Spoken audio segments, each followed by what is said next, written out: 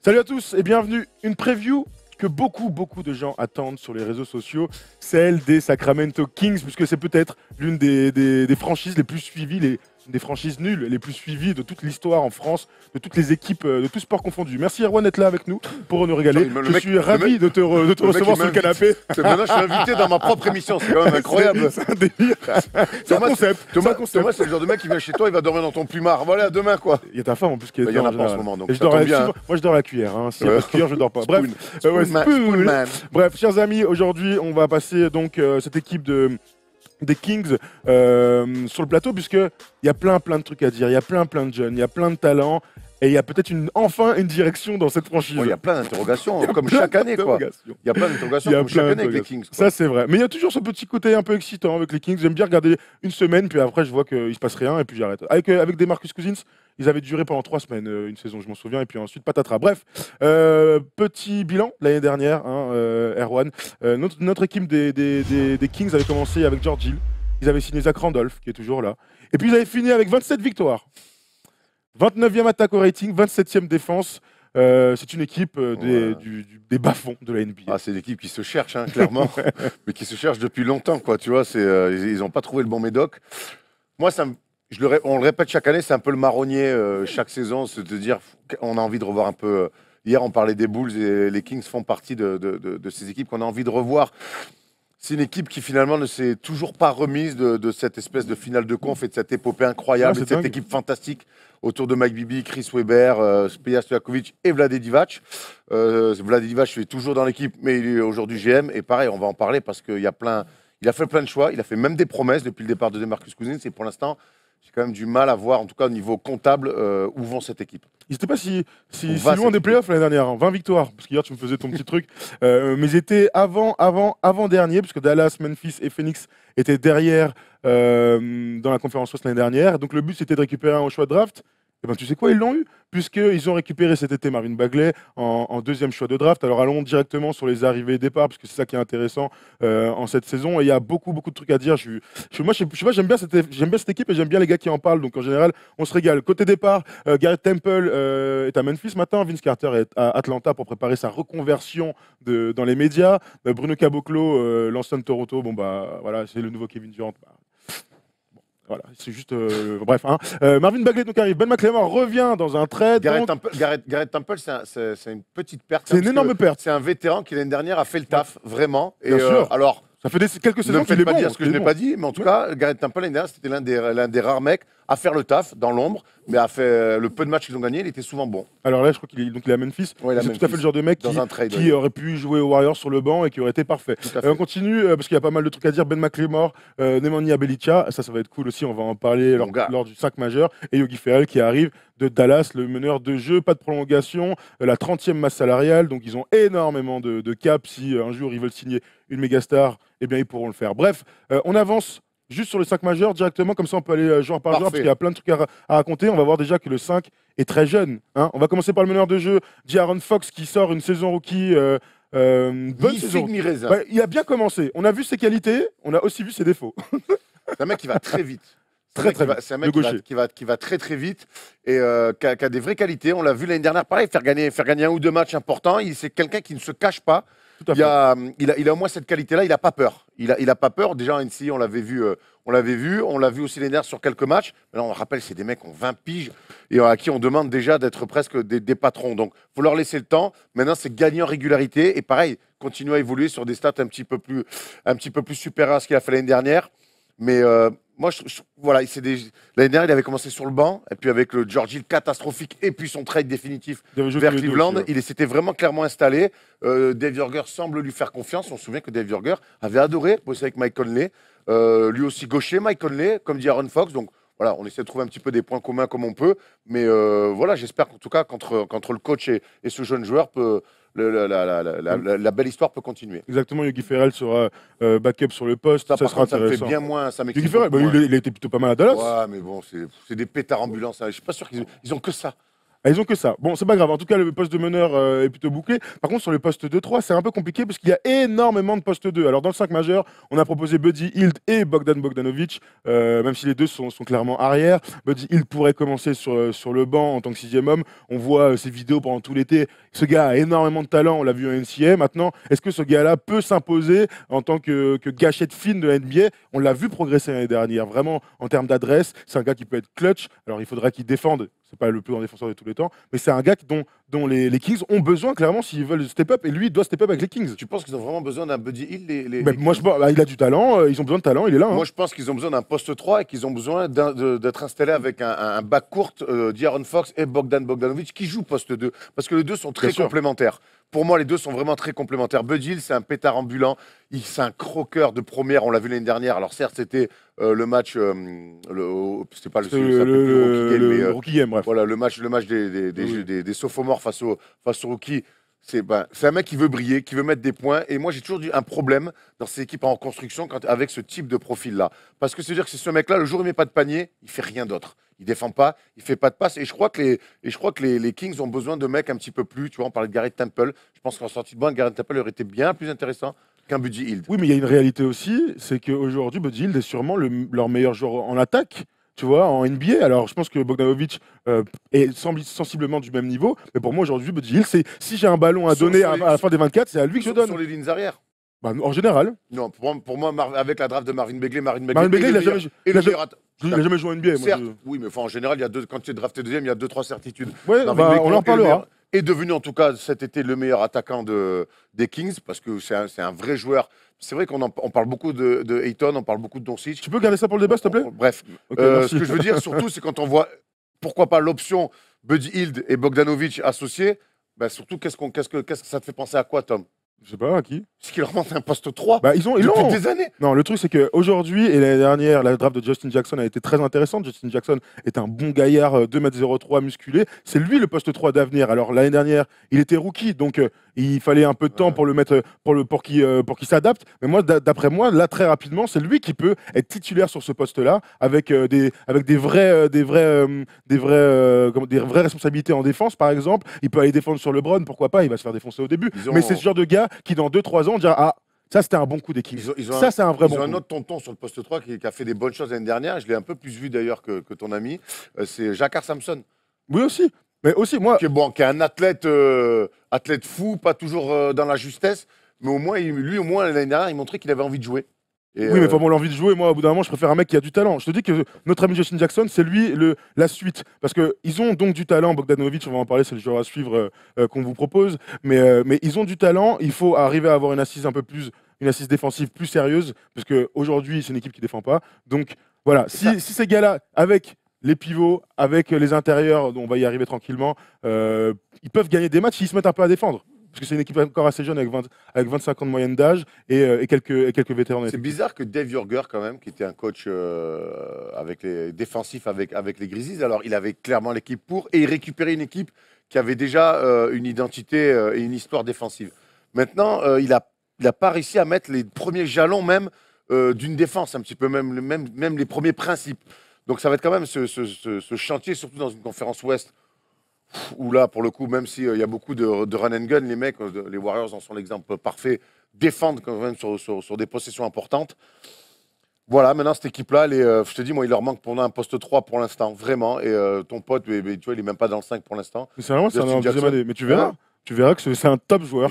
C'est un vrai bon joueur. Tu sais que j'adore. Et souvent, tu as raison. Quand je te dis non, mais ton gars, là, il n'est pas là, je n'y crois pas trop. Et souvent, en fait, j'ai tort. Donc j'espère, pour nos amis des Kings, que j'ai tort. Un mec que j'ai oublié de citer, c'est Frank Mason 3, qui était l'année dernière. C'est le 2e ou 3e meneur de jeu qui est très talentueux. On va dans le secteur intérieur. On se garde le Zach Randolph et Marvin Bagley dans le débat. Mais donc sur le poste de pivot, tu as Willie Cauley-Stein qui, enfin, devrait pouvoir exploiter son potentiel, parce que c'est quand même un gars qu'on attendait à sa sortie de la fac, et qui met du temps quand même à confirmer les espoirs qu'on a en lui. Exactement, potentiel réel. Il est souvent moqué, et comme tu disais, hein, les Kings sont l'une des équipes les plus représentées sur les réseaux sociaux, et je lis parfois que certains n'en peuvent plus de Willie Cauley-Stein. Son attitude. Mais cependant, il y a un vrai, réel potentiel. Ce pivot moderne, du cercle à cercle, très haut, et plutôt bon défenseur quand il est concerné. Je pense que ça peut parfaitement fitter en plus avec Marvin Bagley. Et derrière, tu as l'ancien Zach Randolph. Donc, il est temps aussi que des joueurs prennent conscience qu'aux Kings, il est temps qu'on se mette à gagner des matchs. Et l'attitude de Willie Cauley-Stein va être très importante l'année prochaine. D'autres gens qu'on peut citer, Scal Labissière, donc sur un poste plus 4, lui, pour le coup, mais qui a du talent et qui va se retrouver 3e dans la hiérarchie derrière Zach Randolph et Marvin Bagley. Et un autre, pour ceux qui ne connaissent pas, un énorme prospect qui était au lycée, mais qui a déjà subi plein de blessures au genou, ça fait les croisés aux deux. Hein. C'est Harry Giles, qui est un pivot de 2m11, envergure de ouf, athlète incroyable. C'est un gars. Ce qu'il fait quand il arrive à la salle, il fait salut les Giles. Et c'est exactement lui. C'est exactement lui. Énorme prospect, il est annoncé top. Tu sais que quand je fais des blagues et que tu ris pas du tout et que tu passes à autre chose. Oui, parce qu'il faut qu'on avance de toute manière. Donc, je me sens vraiment seul. C'est le genre de gars qui en 2017 aurait dû être top 5 de la draft, qui a chuté donc à cause de ses blessures, 3 fois les croisés, je crois, dont une fois à chaque genou, on imagine. Il est revenu, il est dans l'effectif des Kings, et en Summer League, il a surpris tout le monde. On savait qu'il avait du talent, mais on l'a vu avec un peu d'adresse extérieure, avec un très beau physique, très bon au rebond, et ça peut être lui la belle surprise et la petite hype de cette équipe des Kings si le bon cher Willie là ne se réveille pas. Ça peut être lui dans quelques années qui sera titulaire si les blessures le laissent tranquille. Voilà, on a fait le tour, on va aller juste sur le joueur à suivre. Bogdanovic, Erwan, en un mot, deuxième saison NBA, il peut tout casser. Fort joueur. Ça fait 2 mots. C'est pour ça que je te dis ça, il peut tout casser ce gars-là. Moi, pour l'avoir vu quand même sur 2 Final Four d'affilée, jeune, prendre des responsabilités, on voit que l'année dernière, ses stats ne représentent pas forcément son talent, à quasiment 12 points, 3 passes. Pour une première saison NBA, c'est pas mal long quand même. Oui. Mais bon, après, il a une expérience de Euroleague, hein, il n'arrive pas non plus, il sort pas... C'est différent. C'est différent, certes, mais c'est un mec de talent, que ce soit avec l'équipe nationale, avec son expérience en Euroleague, et même l'année dernière, il a montré que c'était un joueur qui pouvait s'exprimer en NBA. Et surtout, moi, ce que je trouve intéressant, c'est ce que je te dis, c'est son association avec De'Aaron Fox. Je pense que les deux sont très complémentaires. Maintenant, quand on regarde le 5 majeur qu'on propose, si c'est vraiment celui-là, si on l'envoie sur un poste 3, j'ai l'impression qu'il va morpher physiquement et du coup, il aura moins d'impact. C'est un vrai combo 1-2. Tueur au sang-froid, capable de mettre des gros tirs. À 10 mètres. Et je crois vraiment que, sans dire que tous les ballons doivent passer par lui, et ça doit être lui qui doit au moins marquer les derniers paniers, mais en tout cas, les derniers ballons, les dernières possessions doivent être dans ses mains. Ça, c'est une certitude. C'est vrai qu'on a envie de le voir monter en fait, dans la hiérarchie des options de cette équipe. Moi, derrière, Marvin Bagley, pourquoi pas. C'est lui, c'est le joueur le plus sûr aujourd'hui. Il est tellement fort offensivement, capable de marquer de partout, qu'il faut lui faire confiance et il faut lui donner limite les clés de cette équipe, sans dire qu'il va tout changer, qu'ils vont gagner, ils vont aller en play-off. Je dis juste que ce gars-là a tellement de talent que ce serait un gâchis de ne pas lui filer clairement une deuxième option sérieuse. En tout cas, il mérite d'avoir ce statut-là. Et je te dis, c'est pas spécialement l'atteindre à 17-18 points la saison prochaine, mais dans la création. C'est quelqu'un qui est capable de marquer 8 points dans un match, mais d'être dans une justesse. Pareil, c'est quelqu'un qui peut faire juste 3 passes décisives sur un match, mais d'être encore dans la justesse. Il est dans le collectif. Moi, je l'ai vu coaché par Obradovic au Fener. Je l'ai vu mentalement être fort, prendre des branlées, rester dans son match, mettre des tirs incroyables pour faire revenir son équipe, faire briller le Ricain qui était très chaud, aller se mettre une défense sur Nando, aller se mettre des défenses sur les Ricains d'en face, pareil, qui était très chaud. C'est un mec qui sait comment gagner. Et je crois que les Kings, chez les Kings, c'est plutôt des profils assez intéressants parce que ça fait longtemps qu'on gagne plus des matchs. La dernière fois, ils étaient en playoff, Tom, c'était en 2006. Hein. Ouais. Bah, c'est la fin de l'époque de rêver. Il s'était fait sortir au premier tour. Ouais, ça peut arriver. Mais tu vois, les Kings, c'est un effectif pas dégueu, il y a du talent, il y a un rookie top 2 de la draft quand même, il y a un coach référencé. Vraiment, arrêtons les excuses. Et je pense que tout le monde se excuses. D'ailleurs, avant de passer à Marvin Bagley dans le petit débat, moi, ce qui en ressort pour conclure tout ça sur l'effectif, c'est que c'est un effectif plutôt excitant. Et ça fait partie de ces équipes, j'en parlais des Bulls hier, j'ai envie de voir des matchs, en fait. J'ai envie de les voir évoluer. Alors, ça se trouve que ça va durer un mois, encore une fois. Hein, mais j'ai envie de voir cette équipe, j'ai envie de voir ces jeunes talents sur le terrain, voir comment ils vont jouer ensemble, voir s'ils vont arriver à gagner des matchs. C'est très, très excitant. Et le joueur le plus excitant dans tout ça, c'est évidemment Marvin Bagley. Et ça nous amène au focus. They do have a timeout. Decide not to use it. Curry, way downtown. Bang! Bang! Il est le numéro 2 de la draft. Et c'était une surprise puisqu'on parlait de Doncic avec l'affiliation européenne des Divac dans le front office des Kings. Non, ils ont choisi le poste 4 de Duke. un beau bébé, tu vois, très tonique, très explosif, de bonnes mains, très fort au rebond, qui va tourner sans aucun doute, sauf s'il a un temps de jeu réduit, en double-double dès sa saison rookie. Regardez Marvin Bagley, qui était plutôt bon lors de sa Summer League, 15 points, 7 rebonds, même s'il n'a pas touché des sommets, il a montré les qualités qu'on lui connaissait. On peut rappeler qu'en Summer League, les temps de jeu, ils prennent rarement des 38 minutes. Oui, ça, c'est rare, clairement. Et puis il y a beaucoup de gens autour qui ont envie de briller, surtout pour les joueurs intérieurs. Bref, Marvin Bagley est un joueur attendu, clairement. Mais la question qu'on va se poser, c'est est-ce que ce gars-là, au contact de Zach Randolph, peut être un game changer? Parce que c'est ce qu'on attend aujourd'hui aux Kings. Un mec qui élève le niveau de la franchise. Pas du tout le même profil que Zach Randolph. Non, bien sûr, c'est sur le même poste. Mais par contre, je pense que c'est le même poste et que du coup, il a connu les choses, Zach Randolph. Et je pense que Marvin Bagley est un athlète doué. On le dit pas assez, c'est un vrai mec doué en attaque. Et c'est un petit peu l'antithèse de Zach Randolph. Et je pense que s'il arrive à apprendre un petit peu du vice, que des fois, quand tu n'es pas dans un grand jour, que ça peut se passer aussi au sol, par de la réduction de distance, par aller provoquer des fautes, te rassurer sur la ligne, tous ces petits trucs qui font que d'un match complètement raté, tu passes à un match correct. Tu vois, ce truc de vétéran, je crois qu'il pourra vraiment devenir un très grand joueur, Marvin Bagley. On est d'accord qu'aujourd'hui, les Kings ont besoin d'avoir le successeur de DeMarcus Cousins, puisque Cousins est parti avec perte et fracas maintenant il y a 1 an et demi déjà. Il y a 1 an et demi, ça passe super vite. Ils ont besoin que Marvin Bagley, alors pas tourne à 25 points par match, mais montre qu'il a l'étoffe d'un franchise player. Je dis pas qu'il le soit tout de suite, mais qu'il ait l'étoffe. Tu vois, ça leur ferait beaucoup de mal qu'il rentre dans le rang dès sa première saison. Qu'il ait les épaules pour dire aux dirigeants, mais en fait, oui, on peut. Pariez sur moi. On va construire avec ce mec. Voilà, on sait qu'avec ce mec-là, dans 2 ans, tu sais, alors la comparaison, elle va être flatteuse pour lui peut-être, mais c'est ce qu'a fait Anthony Davis. À un moment donné, c'est on te draft, voilà. Il a mis 1 an, Anthony Davis, à s'y mettre. C'est ça. On peut construire sur toi, on peut construire avec toi. On sait que tu peux nous emmener. Donc maintenant, à nous, le front office, d'être malin, de te mettre un coach, de te mettre des gens autour. J'ai l'impression que le coach, Dave Joerger, j'aime bien. Donc je pense qu'il est déjà en place, donc il est presque sur ça en avance par rapport à Anthony Davis qui a eu du temps à trouver un coach avec qui il s'entend. Et aujourd'hui, il est même avec Calvin Gentry encore, donc c'est pas non plus complètement fou. Voilà, il faut répondre aux attentes. Alors, on ne l'attaque pas à 25 points par match, mais faut qu'il réponde très tôt aux attentes. Tu penses quoi de l'association entre les deux, Zach Randolph et Marvin Bagley? Est-ce qu'on peut imaginer Zach Randolph commencer la saison dans le 5 ou est-ce que Marvin Bagley doit être jeté directement dans le grand bain? Moi, je pense que Marvin Bagley doit starter et Randolph doit avoir un rôle de 6e homme, même pour Zach Randolph et même pour l'équipe. Je trouve que c'est bien. Tu commences avec le petit jeune qui va te mettre du jus, qui va mettre des grandes courses et derrière, tu as tonton qui va venir dans toutes tes réductions te mettre du bois et attaquer au rebond offensif.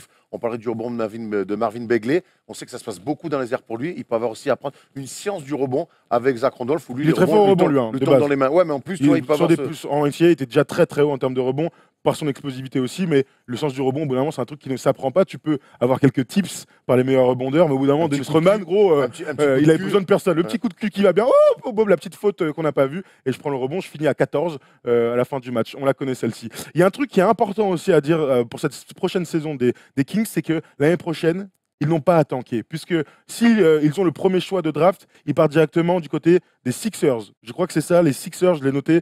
Du côté des Sixers. Et s'ils ont le choix 2, 3, 4, ça va du côté des Celtics. Donc, le but aujourd'hui, c'est de développer les jeunes et de tout faire pour gagner des matchs. Le tanking n'est clairement pas une option. C'est une excellente info, ça. Donc au moins. Oui, on est là pour ça. Non, mais...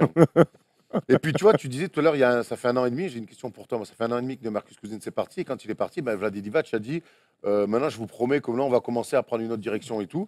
Est-ce que pour toi, si ça ne prend pas encore cette année, il a fait venir Denis Maniabilicha, pareil, sur le poste 4. Oui, on a très peu parlé. Sur le poste, mais encore à l'intérieur. Sur le poste 4. Alors, à l'intérieur, très typique. On sait que playmaker, mettre au large. Et on sait que dès que Tom Thibodeau, à Minnesota, avait un peu la bonne idée de le mettre sur le terrain, ça se passait bien. Ça arrivait tellement peu souvent que. Trop peu souvent. Mais en tout cas, tous les mecs de Minnesota disaient, mais chaque fois qu'il a joué, il a été bon. Oui. Donc, est-ce que finalement, la politique Divac, si cette année, on se retrouve avec un bilan de 30 victoires, 25-30 victoires, est-ce que Divac peut sauter? J'ai l'impression quand même qu'ils ont réussi à assembler un peu de talent dans cet effectif. Je dis pas qu'ils ont tout changé, mais c'est vrai que Marvin Bagley, il va falloir lui laisser du temps, et que ce soit Divac ou un autre, il va falloir du temps. Donc autant laisser une équipe dirigeante qui est là depuis 2 ans maintenant, et voir où est-ce que ça emmène. Le truc de tout casser alors qu'il n'y a que des jeunes joueurs dans l'effectif, ça ne changera rien. Je dirais pas jusqu'à tout casser, j'ai dit juste que lui, Divac, puisse partir. Ouais, mais s'il part, c'est tout changer.